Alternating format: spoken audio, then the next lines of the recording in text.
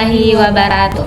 Kami dari kelas B, perkenalkan nama saya teman-teman dengan NIM 2280230048. Dan saya Depi dengan NIM 2280230051. Kami akan menekan persamaan Euler-Lagrange dalam kasus mekanika dan geodesik. Persamaan Euler-Lagrange adalah konsep dalam mekanika analitik yang digunakan untuk menentukan persamaan gerak suatu sistem berdasarkan prinsip energi. Berbeda dengan hukum Newton yang langsung menggunakan gaya untuk menentukan percepatan benda, metode ini menggunakan energi kinetik dan energi potensial untuk menyusun persamaan gerak. Persamaan Euler-Lagrange diturunkan dari prinsip variasional di mana jalur yang diambil oleh sistem adalah jalur yang meminimalkan aksi. Bentuk umumnya adalah ddt dari dou dikurangi dou L sama dengan 0, di mana L adalah fungsi Lagrangian yang merupakan selisih antara energi kinetik dan energi potensial, yaitu L sama dengan T dikurangi V. Dalam penerapannya, persamaan ini digunakan untuk menganalisis berbagai sistem mekanika seperti bandul, bidang miring, dan pegas, serta untuk memahami konsep geodesik dalam ruang lengkung. Pada studi kasus mekanika, salah satu contohnya adalah bandul. Jika kita melihat gerak bandul sederhana, kita tahu bahwa bandul berayun akibat gaya gravitasi yang menariknya ke bawah. Jika tidak ada gaya gesek, udara, atau hambatan lainnya, bandul akan terus berayun baik bolak-balik dalam pola polarisasi harmonik. Ketika kita meninjau gerak bandul menggunakan persamaan Euler-Lagrange, kita bisa menuliskan fungsi kinetik dan potensialnya dari persamaan ini juga terjadi pada sistem bidang miring dan pegas. Pada bidang miring, sebuah benda yang meluncur ke bawah mengalami percepatan akibat gaya gravitasi yang bekerja sejajar dengan bidang miring. Jika kita menganalisis sistem ini dengan metode Lagrange, kita mendapatkan bahwa persamaan geraknya memiliki bentuk yang sama dengan bandul, hanya saja dalam koordinat yang berbeda.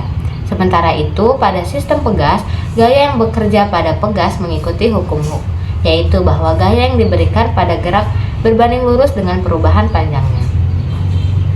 Berbeda dengan kasus mekanika, pada studi kasus geodesik, hasil diferensiasinya justru bernilai 0. Geodesik adalah lintasan terpendek antara dua titik dalam satu ruang. Jika dalam mekanika kita mencari bagaimana suatu benda bergerak dalam waktu berdasarkan kecepatan, dalam geodesik kita hanya mencari lintasan yang paling optimal tanpa mempertimbangkan percepatannya.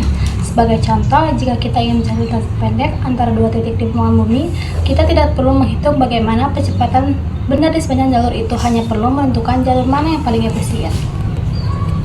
Sebagai contoh, jika kita ingin mencari lintasan terpendek antara dua titik di permukaan bumi, kita tidak perlu menghitung bagaimana percepatan benda di sepanjang jalur itu, hanya perlu menentukan jalur mana yang paling efisien untuk sampai ke tujuan. Secara matematis, hasil diferensiasi dari persamaan Euler-Lagrange dalam kasus geodesik menghasilkan nilai 0 karena jalur yang diambil sudah optimal dan tidak mengalami percepatan tambahan.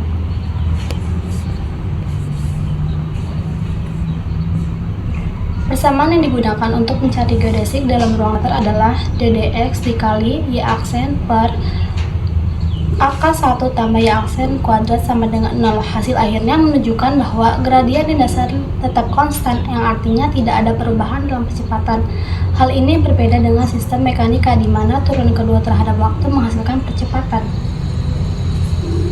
Perbedaan mendasar antara mekanika dan geodesik dapat dijelaskan dari dua aspek utama, yaitu variabel terikat dan konstanta kontrol. Dalam mekanika klasik, variabel terikat yang digunakan adalah waktu. Ini berarti kita selalu menganalisis bagaimana suatu besaran berubah seiring waktu, sehingga percepatan selalu muncul dalam persamaan. Misalnya dalam sistem bandul, bidang miring, dan pegas, kita selalu melihat bagaimana posisi berubah terhadap waktu, yang akhirnya menghasilkan turunan kedua dalam bentuk percepatan.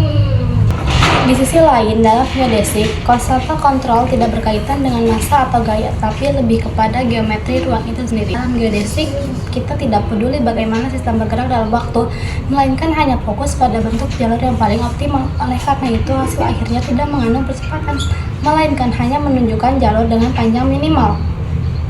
Jadi, kesimpulannya, diferensiasi terhadap waktu dalam sistem bandul, bidang miring, dan pegas menghasilkan turunan kedua karena berkaitan dengan percepatan sistem. Dalam geodesik, hasil diferensiasi terhadap koordinat ruang bernilai 0 karena lintasan yang dianalisis adalah lintasan optimal tanpa percepatan. Dan perbedaan antara variabel perikatan cos atau kontrol berperan dalam membentuk hasil akhir perhitungan dalam kedua sistem. Sekian dari kami. Wassalamualaikum warahmatullahi wabarakatuh.